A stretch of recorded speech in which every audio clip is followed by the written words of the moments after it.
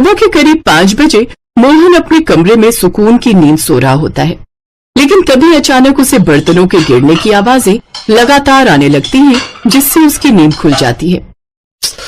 ये बर्तनों से युद्ध कौन लड़ रहा है?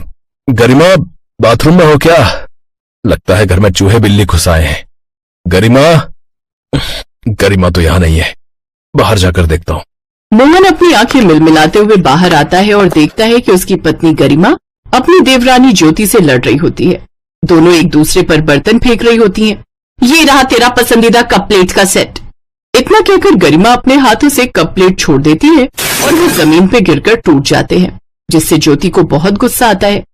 भाभी, ये कप प्लेट का सेट मुझे मेरे भैया ने गिफ्ट दिया था, आपने अच्छा नहीं किया।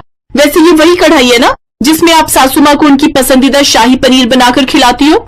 इतना कहकर ज्योति वो कढ़ाई पूरी ताकत के साथ जमीन पर पटक देती है। ज्योति, तो कितनी मासूम है, ये कढ़ाई लोहे की है, टूटने वाली नहीं है।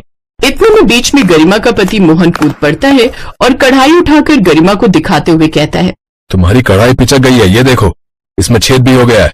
इस घर में एक ही कढ़ाई थी, उसका भी तूने सत्यानाश कर डाला ज्योति, अब मैं तुझे नहीं छोड़ूंगी। अरे छोड़ो तुम लोग एक दूसरे को, देवरानी जेठानी होकर इस तरह से लड़ती हो। रोहन, माँ जल्दी बाहर आओ। तू मेरी कढ़ाई वापस कर, वरना आज मैं तुझे छोड़ूंगी नहीं।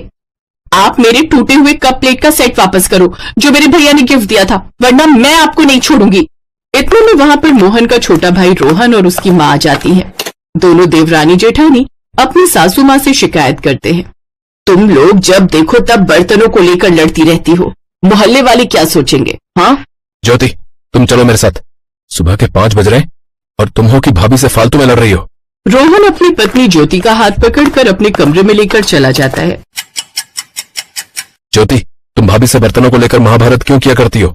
मैं कोई महाभारत नहीं करती, वही शुरुआत करती है हमेशा।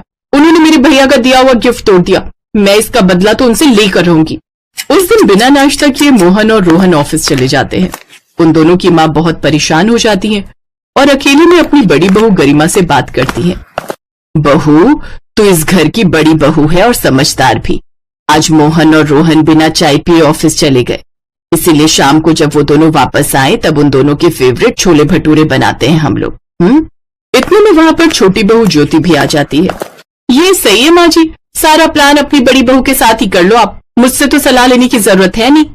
ऐसा नहीं है बहू, आज गरिमा खाना बनाएगी और तू हम सबके लिए खाना सर्व करेगी।